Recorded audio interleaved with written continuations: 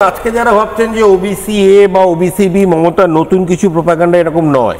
এর আগে মহরমের জন্য বিসর্জন স্থগিত করা, হাইকোর্টের নির্দেশ সত্ত্বেও কলিগ্রামে বাসি কারবালা অ্যালাউ করা, এগুলো মমতার একটা কন্টিনিউয়াস প্রসেস মুসলিম অ্যাপিজমেন্টের জন্য। কেননা সরল অঙ্ক হচ্ছে, রাজ্যে 35% মুসলমান ভোটের যদি আমি 32-33 পাই, আর ভাতা ক্লাব করে যদি আমি 10% হিন্দু ভোট পেয়ে যাই, তাহলে আমার ক্ষমতায় ফেরা কেউ ঠেকাতে পারবে না।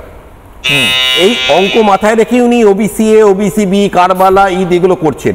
তো আমাদের লক্ষ্য হচ্ছে আইনের শাসন যেন বজায় থাকে, সেই জন্য আইনের শাসন মানে স্যার সংবিধান, সংবিধান মানে হচ্ছে সবার সমান অধিকার, সংবিধান মানে হচ্ছে কোনো বৈষম্য হবে না। আমার এখানেই শেষ করতে হচ্ছে, বেশ সজল দা, আমার একদম সময় শেষ, আমায় শেষ করতে হচ্ছে। হিন্দুদের পিছিয়ে পড়া থাকতে নেই কিনা আমি প্রশ্ন করছি, হিন্দুদের পিছিয়ে পড়া যদি থাকে তাদেরকে কেন বাদ দেওয়া হচ্ছে আমি প্রশ্ন করছি।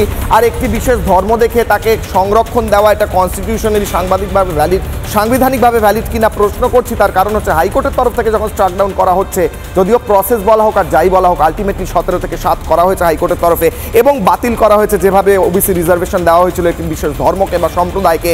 সেই নিয়ে আমার প্রশ্ন থাকছে, আমার অবিশ্বাস থাকছে আমার এই রাজ্য সরকারকে।